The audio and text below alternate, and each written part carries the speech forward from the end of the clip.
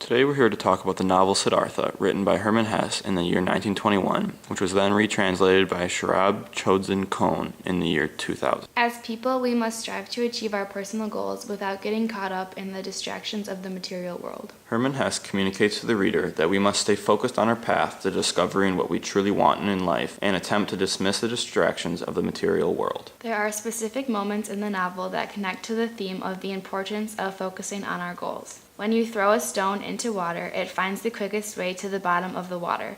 It is the same when Siddhartha has an aim, a goal. Hermann Hesse understands the importance of a focused mind and a driven attitude when it comes to what we want to get out of life. A clear goal is the first step in achieving personal success. Slowly, like moisture entering the dying tree trunk, slowly filling and rotting it, so did the world and inertia creep into Siddhartha's soul. Once again, Hermann Hesse emphasizes the necessity of avoiding pressures and distractions from the world around us. We need to follow our own personal goals and not fall victim to the influence and goals of others. Now he had lost them. He had possessed none of them anymore, neither fasting, nor waiting, nor thinking.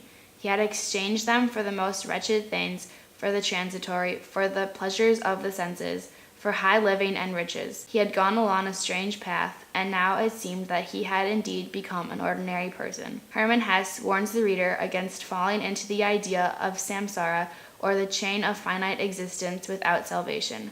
A life of repetition, of consistency, and no substance or adventure drains us of our desire to achieve our goals. You will learn it, but not from me. The river has taught me to listen. From it you will learn it as well.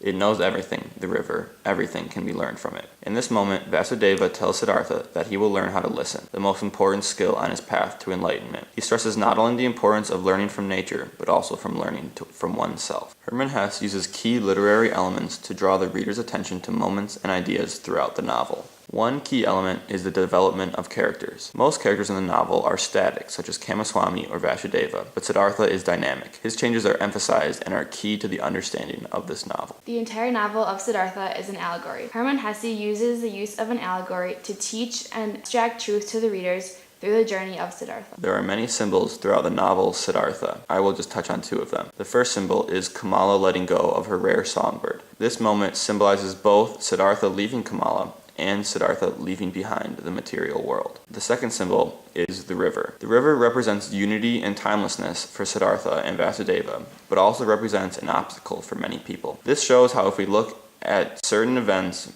with a specific mindset, it can either mean success or failure. Also, the river is the central location for almost all turning points in the novel, such as Siddhartha's initial turn to the material world and his return to his path to enlightenment. Another key element is internal conflict. Most lessons in this story are taught through Siddhartha's internal conflicts of his desire for Kamala and his desire for enlightenment. Although there are not many external conflicts between characters, Siddhartha's internal conflicts offer a deeper understanding into the challenges and dilemmas Siddhartha is faced with. The ideas from Siddhartha directly connect to the essay Indispensable Opposition by Walter Lippmann, because although it is important to listen and try to understand the ideas of others, we cannot allow them to overcome our own ideas. Also, the conflict between our own ideas and the ideas of others is necessary in the process of discovering our true beliefs and desires in our lives. As young men and women going off to college next year, we need to stay focused on determining what we want to do for the rest of our lives.